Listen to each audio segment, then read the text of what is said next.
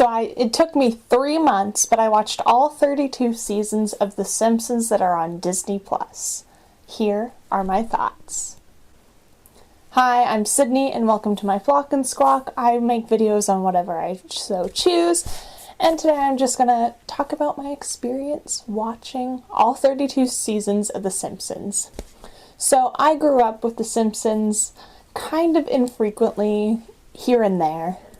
It would come on TV sometimes, or my brother and I would rent seasons from the library and we would watch that.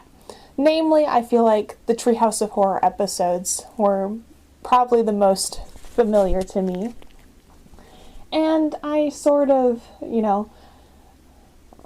know The Simpsons very well from the movie that they had. I actually own it on DVD. I don't know where it is at the moment, but I remember vividly getting that movie and watching it quite a few times. So needless to say, I'm familiar with The Simpsons and I quite enjoyed it growing up. But it's a very different experience when you have access to the entire catalog and can stream it on Disney+. So these are my general thoughts.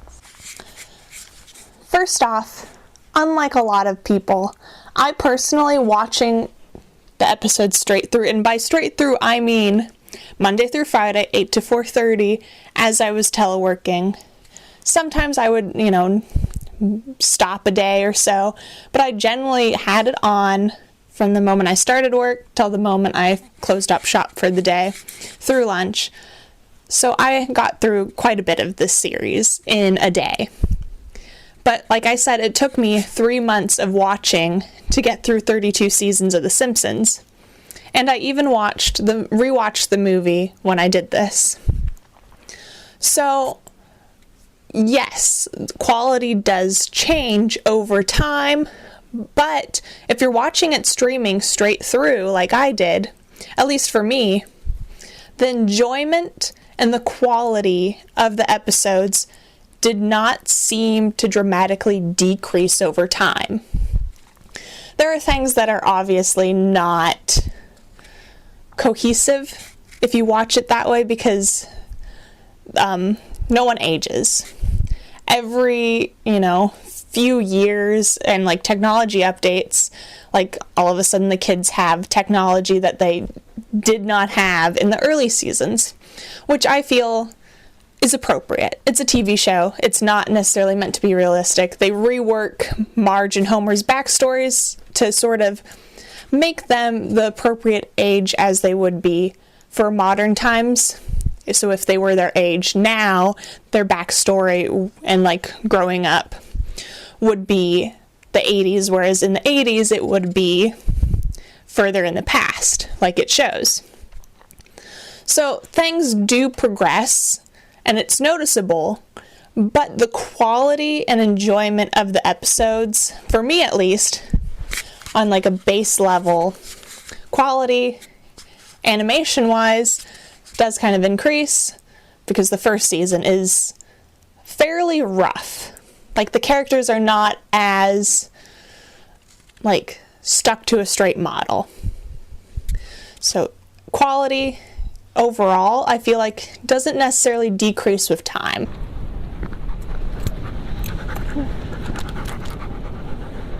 Hi, I'm Sydney, and welcome back to my Flock and Squawk.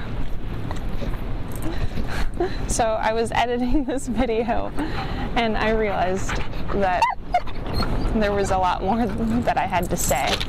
So I'm out on the beach with my puppy dog, who is very vocal, so I apologize. And also, if you hear a lot of wind or wave sounds, that is sort of what is happening anyway. And I'm recording on a lavalier lapel mic, so that also factors into the quality. Not to mention Poopy Dog in her high pitch yips, barks. So first off, my main point basically was that for watching The Simpsons straight through for 3 months, the quality, to me at least, in the storytelling and everything, does not diminish. And I basically just focus in on the only episode that stands out to me as being like the worst episode of The Simpsons of watching it straight through, that, you know, is the Lady Gaga episode. And I don't think that I am alone in that thought of the Lady Gaga episode just feels like a celebrity cameo, just to have a celebrity cameo. She isn't integrated into the episode in a great way. It's just sort of like, hey, we had Lady Gaga, so we threw her in. We made the episode more or less about her. And I know a lot of people are kind of iffy on the Disney Plus shorts that The Simpsons have, but I feel like if you're going to have a celebrity just to have a celebrity, do like what they did with Billie Eilish. Just have a short that's sort of outside the main show that features her. I feel like that is a better use of a celebrity if you're not going to integrate them into the story better. The Lady Gaga episode literally just has her come in on a train and tell Lisa that, you know, she is who she is, and to go with that. And it's not a bad message, it just feels like Lady Gaga literally came in on a train and derailed the episode. But to support my points, because a lot of people feel like the best era of The Simpsons was in the 90s. And I agree, there are great episodes in the 90s, but here are a few episodes that are post-90s, post what a lot of people think of as the golden age of The Simpsons. And here are, you know, my thoughts. I watched over 3 months the entire show straight through, and these episodes really stood out as, wow, The Simpsons didn't necessarily peak in the 90s. For a lot of people, maybe yes, but for me, The Simpsons are still really good today. One case in point would be season 32 has an episode all about true crime podcasts and the ethics behind them reporting on cases, because gosh, I can't think of his name, but the news anchor sees that television has no ratings anymore, but true crime podcasts, that's the raging hit. And he's right, like, true crime podcasts are a huge thing. There's even a true crime convention, but the episode makes commentary on the fact that a lot of people are swayed by true crime podcasts, not necessarily the facts of the case.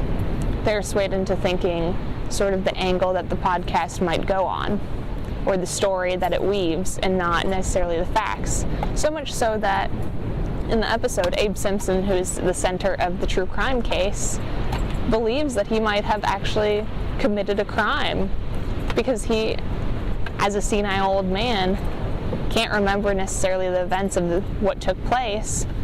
And they're talking about, you know, well, they did this together, and the last thing that was heard on the ship was this. So, of course, if you are just listening to the podcast, or like Abe Simpson, and don't necessarily remember the events, it sounds like Grandpa's guilty. So I feel like that whole commentary on true crime podcasts and today's stuff like really fits in well. Not to mention, they got it right on that true crime seems to be like a great source of entertainment and media, specifically directed at women. Because in the episode Margin, Lisa really honed in on the true crime podcast, so much so that Lisa's listening to so many that she has a hard time sleeping. Or like them folding laundry at the kitchen table and pausing every few seconds to talk about what they think about the case. I feel like that episode really is well done and fits exactly what's going on today with people obsessing and enjoying not only podcasts but specifically true crime podcasts. Another really good episode, I don't remember what season or what episode number, but there's a more recent episode which dives into Homer and his mother's relationship, where the recipe cards are ones that his mother wrote as sort of like little love letters to Homer in his childhood, and the recipe cards sort of are something that Homer has tangible of his mother through her passing. So I feel like that episode also hits home, and it kind of makes a point on how food is comforting. Food is deeply tied to family and remembering people, because there are dishes that you remember specific people bringing to family gatherings or making with your family. So I feel like that's another example of a episode that is particularly well done, where it stands out to me. So, and it's also from a newer season.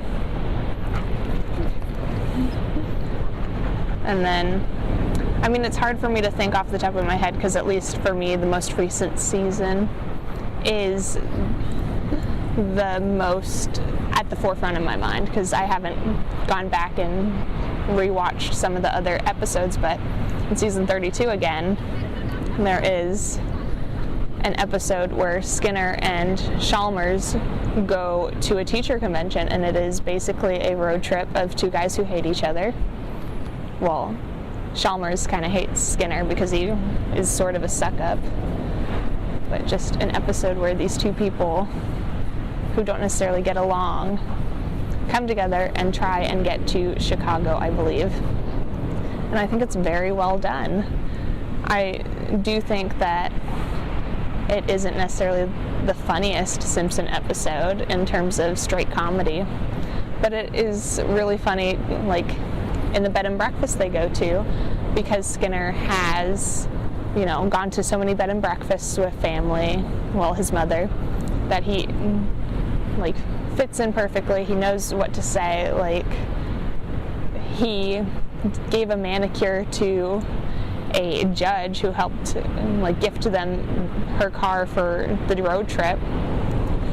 It just, like, all these story beats make sense in the context that Skinner is a mama's boy, and Chalmers doesn't know how to navigate that sort of road trip type situation, whereas Skinner does. He knows how to work with that kind of road trip with older women. And what I love is a detail in the bed and breakfast is that it all seems to be in the background gay couples. Like, I believe, if I remember correctly, that the